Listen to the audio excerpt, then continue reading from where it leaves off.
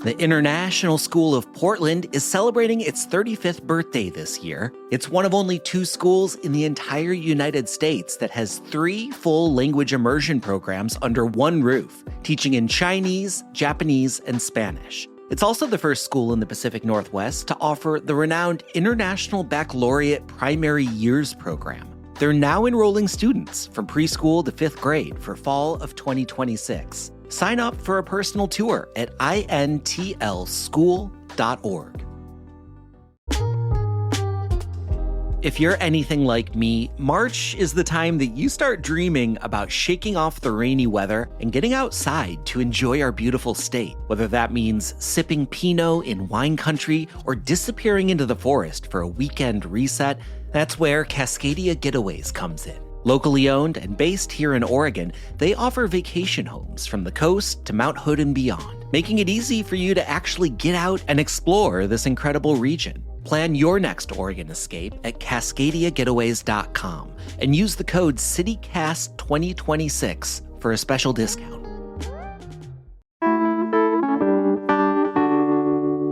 Today on CityCast Portland, we're continuing our neighborhood guide series where we talk with Portlanders about the good, bad, and ugly of where they live. And this time around, we're talking about the North Portland neighborhood of St. John's. If you're a longtime listener, you might have heard me mention St. John's, I don't know, once or twice in passing. But Tanya, who also holds a master's degree in historic preservation from Columbia University, has her own guided walking tour company, Slabtown Tours. So she's very familiar with the history of our city, and she's going to tell us why St. John's might have one of the most unique histories out of all of Portland's neighborhoods. It's Thursday, March 12th. I'm Claudia Meza, and this is what Portland's talking about.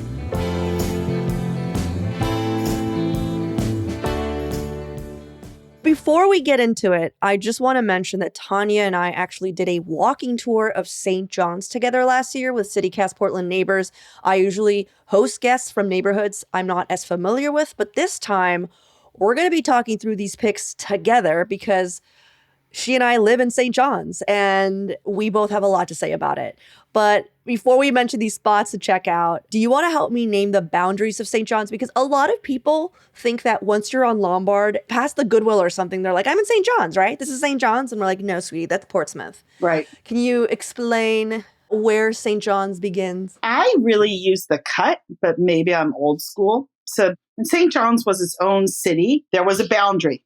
And the city of Portland ran a 100-foot deep, 100-foot wide cut that goes from the railroad bridge all the way to the slough to really choke off St. John's, cut off the streetcar.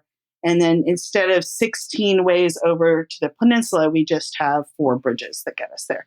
And so that big artificial, it's not a natural ravine, to me is the delineator border of St. John's to the rest of North Portland. Yeah, and we call it the cut, but it's essentially like a bridge that if you were looked down, that's where the Pacific line, right? It's a railroad cut. So it's the railroad cut. My son was driving a school bus for Portland Public School for St. John's Schools, actually. And he became aware of it because of the safety concerns when you're driving a bus and for ice hazards. So there really is just 4 bridges over that big ravine there. Yeah, so if the big one hits, St. John's has a very high probability of just kind of existing on its own. Like we're just like, good luck getting to us. Because all the bridges are going to be down, including the St. John's Bridge, supposedly. I think we'll just need to make sure we have enough water. Well, let's move to the best pitches. Okay. Yeah. So the cut, and I feel like you know the cut, but a lot of people from outside of St. John's, they don't understand the cut. So I hope that made sense to people. It's basically like a little bridge. And I feel like once you cross it, then you see the Fred Meyer and all that. And then that's St. John's. Right. In my head. Yes. When you're once you see that Fred Meyer, all right, you're in St. John's. Now that we know where we are, and that also St. John's is part of Portland, even though they did try to cut us off. Give me your best St. John's pitch. I know what I love about living here, but what about you? That you can get around without a car. That's right. That there's 2 movie theaters and 2 grocery stores. If you're counting that Fred Meyer's, that makes 3 in my mind, because you've got Safeway, Fred Meyer's, grocery outlet. You've got a public library. While we have our Carnegie Library is closed, we do have that little pop-up by Sparrow that's open right now. easy access to Kelly Point, where I can touch a beach and see the convergence of the Willamette and the Columbia. So tons of outdoors right here. Oh, yeah. An amazing off-leash dog park. I don't know, Claudia. I don't know if you have a dog, but we do. And we love going there. But yes, I do. You're talking about Chimney? Yes. I remember when they built the bridge, how excited I was because my husband doesn't drive. And it used to be you almost had to drive to get to that dog park. Right. And that bridge that connected it to Pier Park has been just a plus. And Green Anchor to go dancing and have fun. Great food. Yeah. Pier Park for just frisbee golf and swimming at Cathedral Park. Cathedral Park. And swimming at Cathedral Park. Which is so cool. Yeah. Our summers are amazing. Do you go to the Jazz Festival? I love going to the Jazz Festival. Yes. Yeah, the free Cathedral Jazz Festival. Yes, of course I do. I've lived in St. John's for almost 5 years now, and I did not own a car for those entire 5 years. I just recently purchased a vehicle because I like to go to the coast so much and to the mountains, and I go as often as I can. And so I really needed a vehicle. It just wasn't working out for me to just do a quick zip back and forth. But it was so cool not needing a car. It was awesome. And I think that's a big plus. The other big plus I want to say is the people. Like the people who live in St. John's are so interesting. We literally have someone, I don't know if people listening, if you watch Bob's Burgers, but there is a little side character in Bob's Burgers of someone who like is constantly on roller skates and they're just like always riding back and forth on the streets and they're just like, hello. We literally have that person. Do you know who I'm talking about, Tanya? Yes. And like they're out there. Right now, it's sunny. They're probably out there right now. Anytime it's sunny, they're going back and forth on the main strip on Lombard on roller skates. Their roller skates light up. It's freaking awesome. Every time I see them, I am like smiling. And we've got hula hoopers in the plaza sometimes. And then we've got the bubble machine coming out of the barbershop. It's like a play day right there. Yeah, it's crazy. Like the bubble machine also makes me so happy that we have a barbershop that just for fun just has a bubble machine, like no matter the weather, honestly. And you're just going out there and you're just getting spread with bubbles. I love it so much. And just the people here are so much fun. You drive the Zamboni.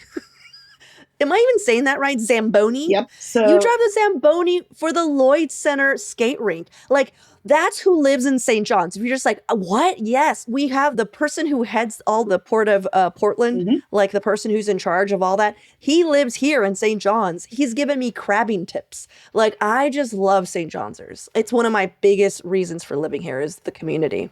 And I remember also, I had a child who was on the varsity football team at Roosevelt. And like everyone comes out to the alumni picnic for Roosevelt. Everyone comes out for the homecoming game. I feel like I'm in the Midwest sometimes when it comes to football here, where it's like the whole neighborhood shows up for the basketball as well. Yeah, it's true. And like, they don't even have kids and they're just like, yeah, man, freaking Roosevelt. Let's go, Rough Riders.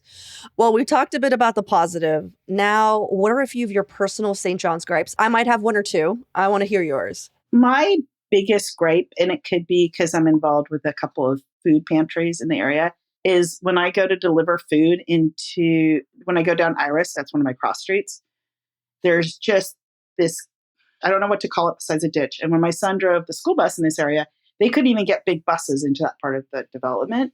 So it's where old St. John's Wood used to be. So we had in World War II, Parkside Homes on one side of Pier Park and St. John's Woods on the other. So this is kind of on the St. John's Wood side. And it really funnels people in. It's great because the goats are on one side and the community garden's on the other, but it's like right there, you will just bottom out. I see cars bottom out all the time. And I can't get anyone to bring food into that community anymore because so many cars have been damaged. And I just don't understand that being there. It feels very as a way to isolate a part of our neighborhood. Yeah. And there's a lot of fences in there. It's a policing thing that I don't think is fair to people in my community. And it's called the Iris. You go down Iris Street and there's the community garden on one side. And then when you're entering Pier Park, it's that land where they put the goats. We have goats now. I don't know if you've gone to visit the goats. Oh, that is actually a plus. The Belmont goats have retired in St. John's. Yes. And to me, it's like, of course, that's where the Belmont goats retire. I actually know exactly what you're talking about because there's like a lot of like affordable housing in that area. Are you talking about? Yes. That is the area. So, of course, I've never driven there. I've walked there because it's like 15 minutes away. So I didn't know that it was difficult to drive down there. That's terrible for the people who live there and their cars. That's crazy. Okay. It's not like a speed bump and is definitely, anti-cruising maneuver, but it really funnels people. There's a lot of fences, so people can't get to Columbia Boulevard from certain, they have to come up that street. Mm-hmm. And I think it's very othering. Do you have any other gripes before I go into mine? Oh, I just want that bridge over Columbia Boulevard to be seismically upgraded. That's my last gripe. Yeah, that'd be great. Or else, I don't know how we're scaling that cut. So I actually have something, it's a little bit what you said, that othering. I feel like that happens a lot in St. John's, where it feels like there's many political forces working at the same time, where it feels like St. John's is a place where a lot of people got dumped, if that makes sense. And I don't mean our community. I mean Portland in general is just we'll put that in St. John's. We'll put that in St. John's. And it doesn't feel cool to the people who are getting dumped in St. John's because the resources aren't following. So it took me a while to figure out where you were talking about because it feels so othered, so far away from St. John's, which is already kind of a small neighborhood, And I'm that was done by design. But there's another thing where they opened up a day center right next to the county clinic, which makes sense. I was well, that's cool. But unfortunately, there aren't any other follow-up services. So there's a lot of people. No. So there's people who are coming for the day center and then they're just stuck in St. John's. There's nothing for them. And now it's creating a lot of issues in our downtown business area because it really is an extension of the day center and nothing feels good about it. And I don't know what, that is my gripe. I'm just what is the city, what is the county going to do to figure out having a day center in such a small community? Our street is so small too, you know what I mean? I'm seeing people nod out from my window. When I look out in the corner, and I think what a lot of people forget about St. John's is that it's so small that one of our elementary schools is on that main strip. Yes. It's just a few blocks from the day center. So that in itself, I'm just man, I'm concerned about how things are going to be organized because people need services and the people in the community need to feel they're not constantly dodging things, on the floor, or it feels just not well planned out. So that's my gripe. Yeah, yesterday I was at George Middle School because I coach an OBOB team, which is Oregon Battle of the Books. Awesome. And just when you're talking about us being close to a school, I had to think about which one. Yeah. Because St. John's has so many kids.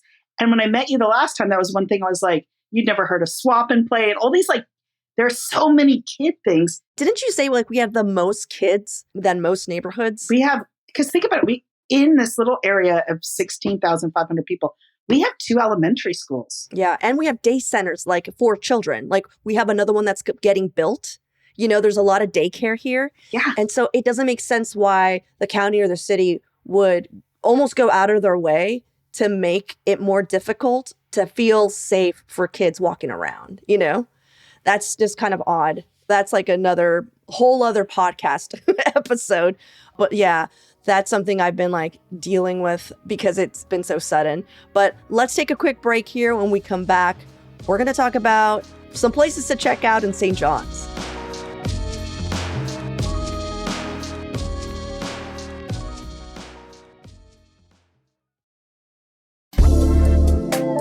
When the unexpected happens, a serious injury, a catastrophic crash, or even a wrongful death, the impact isn't just personal. It can affect families, neighborhoods, and the safety of our entire community. In those moments, you deserve more than legal help. You deserve advocates committed to making Portland safer for everyone.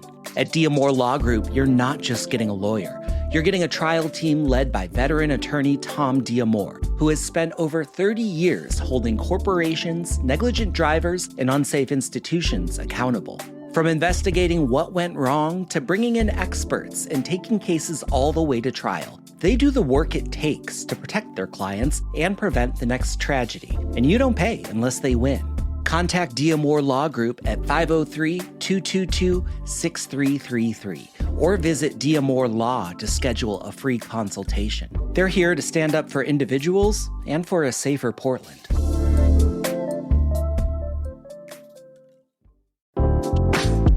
Hi, I'm David Plotz. I'm the CEO of CityCast, a podcast network that includes this show you're listening to, and also 12 other CityCasts in 12 other cities. and each one knows their city as well as your local team knows yours. So isn't it time we connected them? Don't you want to know how they're tackling their bike lane problems and housing challenges and sidewalk dog poop crises? That's why I'm hosting a new podcast called Your City Could Be Better. Because it could be. Every week, I'll chat with a different host in our CityCast network about what their cities are doing right and wrong, the weird things they're trying, and the surprising successes, so that we can all learn how to make our cities a little bit better. Listen to Your City Could Be Better on YouTube or wherever you get your podcasts. Well, we talked about a few of the reasons we love this community. We talked a little bit about some of the gripes and the issues we're facing.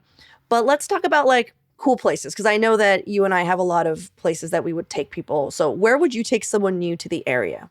If they have kids, I'm going to take them mini golfing at that place that Mike Bennett started, Wonderwood. Oh, yeah. You know, and they have festivals all the time. My nephew got to pet a unicorn there last summer. That is so cool. And get, temporary tattoos. And then, I would go to Pier Park in a heartbeat just because it's so beautiful. And there's a beautiful splash pad there. So I'm thinking like if my sister comes to play versus like my godmother came the other day and we went to Sticky Wicket and watched cricket. Nice. And had authentic British food, and she's gluten-free, and they were able to do that. Sticky Wicket has such good food.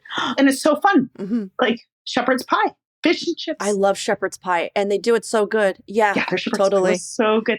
And the place was packed, which I'm so happy for. Mm-hmm. That is awesome. It's not like I'd ever have taken any of my out-of-town guests to Wishing Well, but I did go there with my husband, and I'm so sad that they had a fire last week. That was where Willie Nelson once played. It's fun to have bars like that and Slims and places to go to. Depends on who's visiting, I think, on where I'll take them. Mm-hmm. Urban German, the view. You've gone there, right? Yeah. So Urban German sells sausages, like, German style sausages with curry, ketchup, all that stuff. And then they have a really good beer list. And they have this outdoor patio that is like on the second or third floor. And you have this perfect view of the bridge. And that is what Tanya's talking about. So a lot of people who come to visit don't see it because it's closer to Cathedral Park. And it's like kind of like in a weird, like almost like a parking lot looking situation. Like you have Occidental Brewing to one side and then Urban German on the other, which you have to walk up to. It's really cool.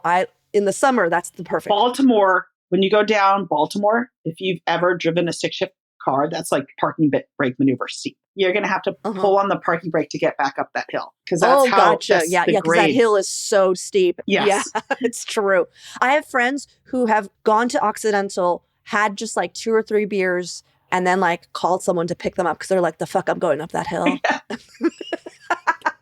And I literally just like, really? And they're just like, I can't walk up. I'm like, it's not that bad. And they're like, listen, 3 beers in, that hill is unclimbable. It's daunting. Which is pretty funny. Just near there is where a lot of people who I did oral histories with who moved here in the 40s, they chose this neighborhood because that's the free boat launch right there. I chose this neighborhood. The big reason was that free boat launch, which is cool. They just started charging for parking. So if you go and, which is great. We need money, whatever. But it was used to be free parking too. So you could go launch your boat, put your truck there and just stay there like all day. You're just for free, which is pretty cool.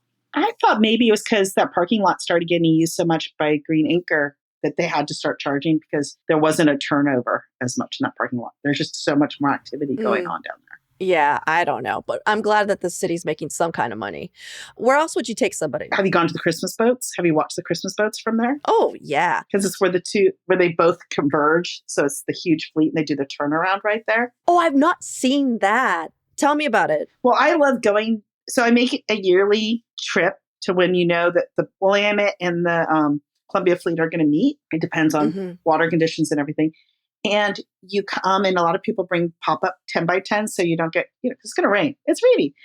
And you bring vessels with warm cider, of course, just plain cider, nothing special. And hot cocoa. Of course not. Nothing else. No, of and course. tea. And, like people set up little campsites basically. And it's so much fun. And it's just such a big gathering. This is good to know. Is it by the love sign, like where you can see the love sign? Like, how far away are you from the boat launch? Okay, my kids stood on the boat launch during the whole thing this year. Mm-hmm. I went more near the love sign and hung out with some green anchor people, but I've also sat when the water isn't as high just right. I sat on logs right on the beach there. That's cool. So that's such a good hot tip. I didn't know that both fleets converge because I tend to see these. My friend, she and her husband are part of like a boat club, and I usually go see them there because it's like nice, and the members of that club are also part of it. So you see the launch. It's really fun. But this sounds like really cool. And I love cider with nothing in it.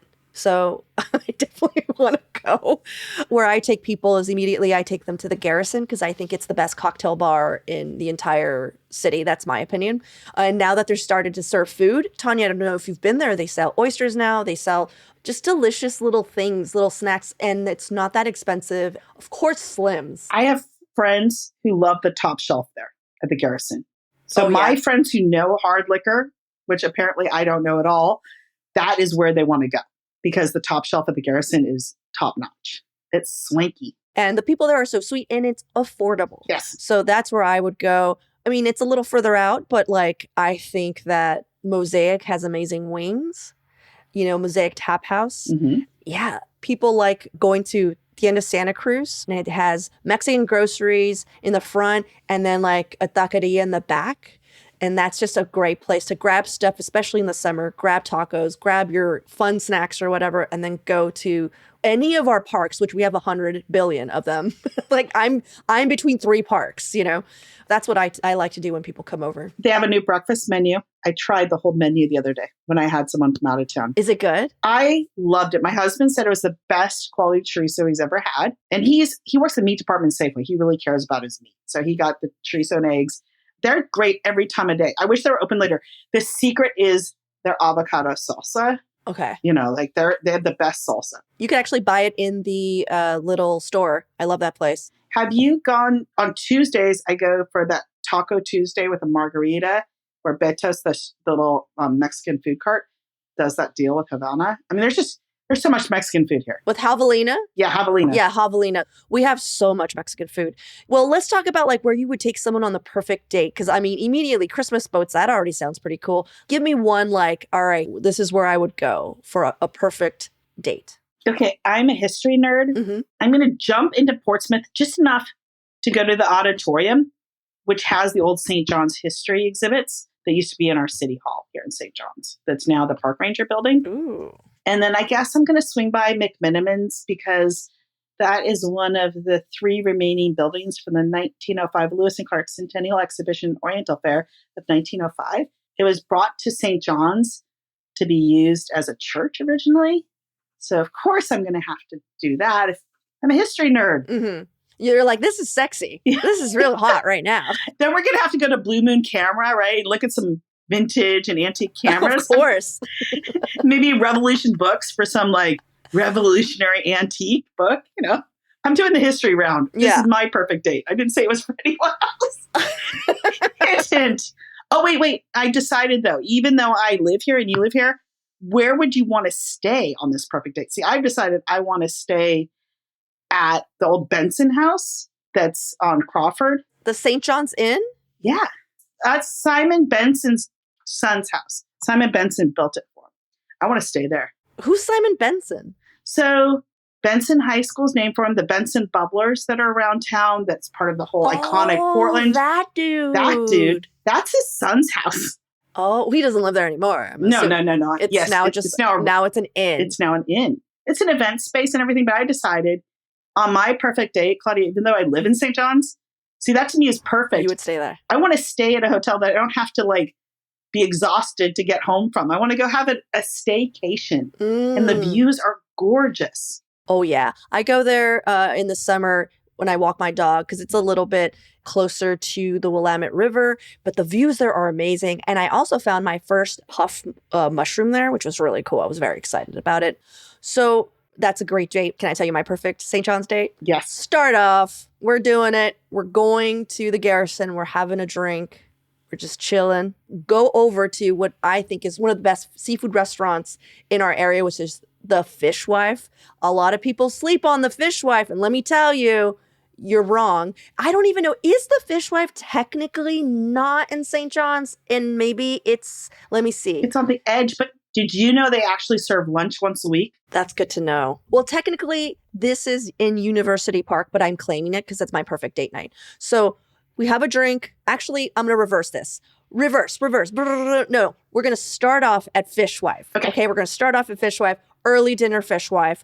Then we're going to go to the Garrison, have a little fun drink. Then we're going to a movie at the St. John's Twin Theater, which is one of my favorite theaters. Did you go to their mystery movie nights there? I went this summer. You paid $5 and you just watched a movie. You had no idea what movie you were going to see.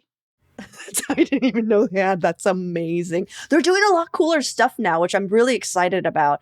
I went to one of their like horror series for Christmas. And they were just like, we're going to do this. And I went to go see Gremlins and it was amazing. It was all these like Christmas themed quote unquote horror films. And yeah, it was a blast. I hope they do that again. $5 for a movie mystery theater? Like that used to, just so you know, that movie theater is a big reason I also moved to St. John's, because like it's been the centerpiece of so many perfect date nights. We would ride our bikes, go to a movie, then end up at Slim's and just have like the perfect date. When I first moved here, I would go because the local PTAs had like a matinee. You bought a book that allowed you to go see all these matinee shows. So it was like 10 a.m. on Saturdays. And it was like the kid gathering place. So I have very fond memories of hanging out there when I first moved here too. Oh, well, let's talk about where the locals hang out, because of course Slim's. Like everyone thinks that I came up with I'll see you at Slim's, and it's like people don't understand that that is a thing that we say here. Is like, hey, I'll see you at Slim's, right? Like, or like, yeah, I gotta go, but I'll see you at Slim's. A lot of people thought like, because it's my tagline at the end of every episode, and it really was just this thing where I'm like, no, this is what you say to each other if you live in St. John's. And so I don't know if that rings true to you, but to me, that is like the biggest. The food is amazing. And I remember going one time after I was in a car accident and had a bunch of teeth broken, and they like deliberately made food for me. Like my friend talked to them and they cooked a bunch of eggs and things for me that I could eat because I was so hungry, but I couldn't. So it's like they care about you there. Yeah. And the food is like delicious and I think reasonably priced. Very reasonably priced. They care so much that Michie, who's one of the owners, she was born in Japan and her mom comes and visits a lot of the time. But no matter where she's traveling, every Thanksgiving, she makes sure to be at Slim's because she keeps it open and she personally helps cook all the Thanksgiving meals. And she is so excited. Like she loves doing that. And I just kind of love that. You go to live music there sometimes? Oh, hell yeah. The music is good. Yeah, I went one time to see my friend's band. She's a librarian. And the band lead singer was also from Central Library. So I was in Slim's and 70 to 80% of the people in there were librarians and they were rocking out. And it was like one of my happiest moments. That is so cool. And that's the cool thing about Slim's too, is like it could be taken over by a group pretty quickly because it's not that big. And so my favorite nights are like when all of the providers from the St. John's County Clinic will come over and just take over, and they freaking party hard. And I love it. I think it's so sweet. They're just blowing off steam because they have one of the hardest jobs in the entire city. I love that. I just love that that space is there for everyone. School teachers tend to go to happy hours. They seem to be smarter. Like I am not as knowledgeable in the happy hour circuit. I end up at a lot of different restaurants because of the happy hour. The one that has all the pinball now. Oh, you're talking about the Fixin' too? Yeah, they've got a good happy hour menu. I think maybe the teachers want to hang out there so they don't see the students' parents. I don't know. I think there's like certain places where certain crowds go. Yeah. St. John's has so many schools, has so many services that the people who work there, they actually love St. John's. They love the community, but a lot of them can't even afford to live in St. John's. So they live in Clackamas. They live in like all these other outer burbs. And that really bums me out. Like I want them to live here because that's what makes our community awesome is them, you know, is what they're doing, what they're helping with. Yeah, my son's Spanish teacher drove an hour and a half to get to Roosevelt to teach. Can you freaking believe that? I'm sorry, it just makes me so mad. I'm thinking where a lot of the high schoolers, like when I would go to events or I see them on the lunch break, they go to those food carts. You're talking about the St. John's Beer Porch. Yes. So that is one of the best food pods, like hands down. But the move, I think, is you get your food from the food carts there and then you go to Lombard House, which is an amazing beer-focused bar. Brian runs it. It's also like an Eagles bar for like Philly fans, but like they, anyone could go and it's just so much fun. I love that little area. Now there's the Shirts and Pants is open there too. So there's like a really cool little vintage store. And they will like do alterations. They'll fix clothes. There's Cookie Friday. And I've been obsessed with that rock since before they even moved into our neighborhood. The rock that they rolled till it got round. Mm-hmm. We had them on the show and they spoke to Julia, our producer, and we talked about the rock and stuff. It was really pretty funny. I'm obsessed with their rock. Well, you have a coffee place, Claudia, you haven't even mentioned. I know what your favorite coffee place is. Are we talking about Affogato? Yep. Yeah, that's my favorite coffee shop.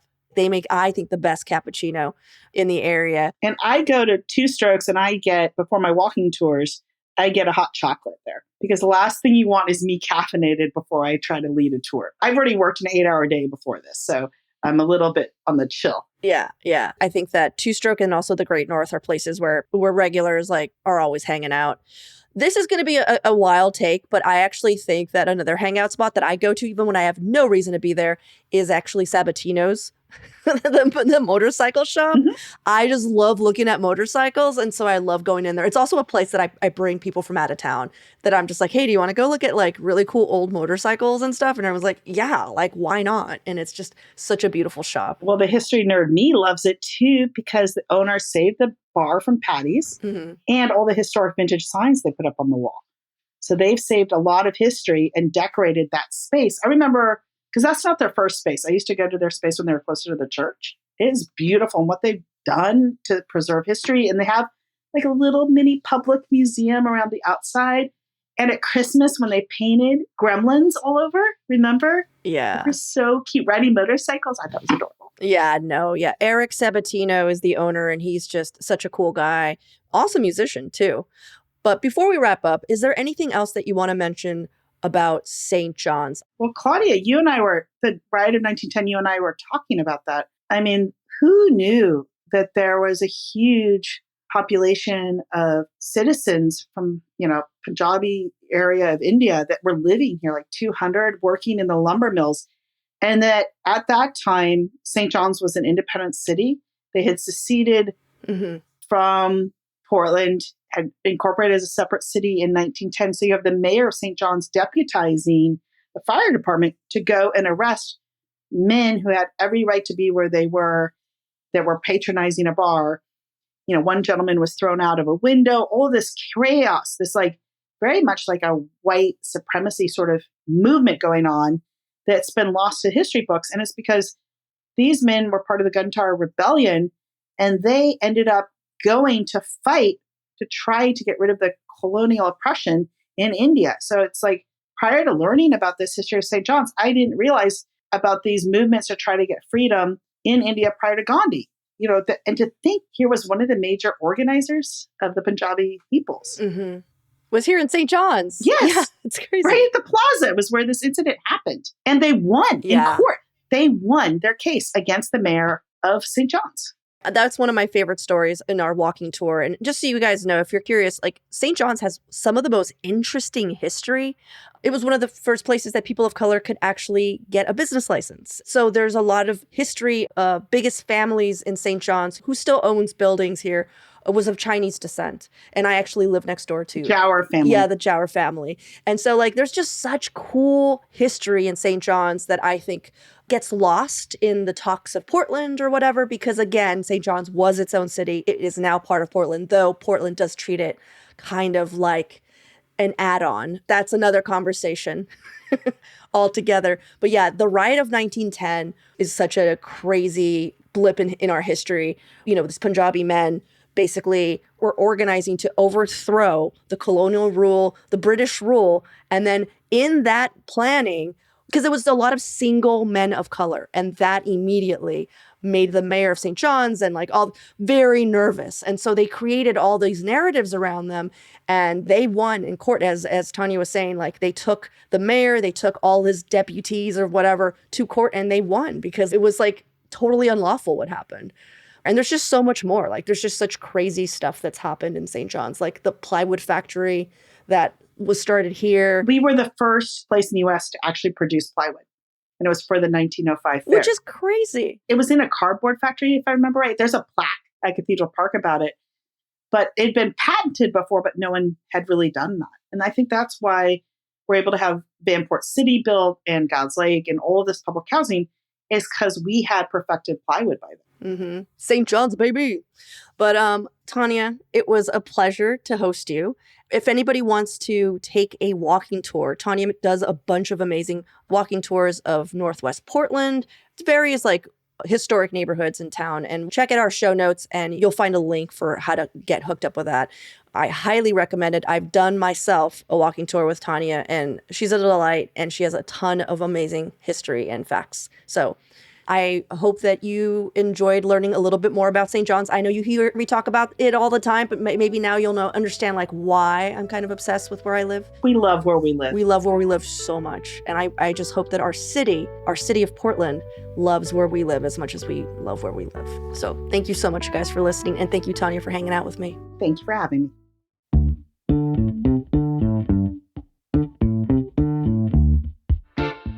That's all for today here on CityCast Portland. Thank you so much for listening. If you enjoyed the show, share it with a friend or rate and leave us a good review. It really helps us out. And don't forget, you can support this show and get some great perks by becoming a CityCast neighbor. Just visit membership.citycast.fm for all the details. We'll be back tomorrow morning with more from around the city. Until then, see you at Slim's.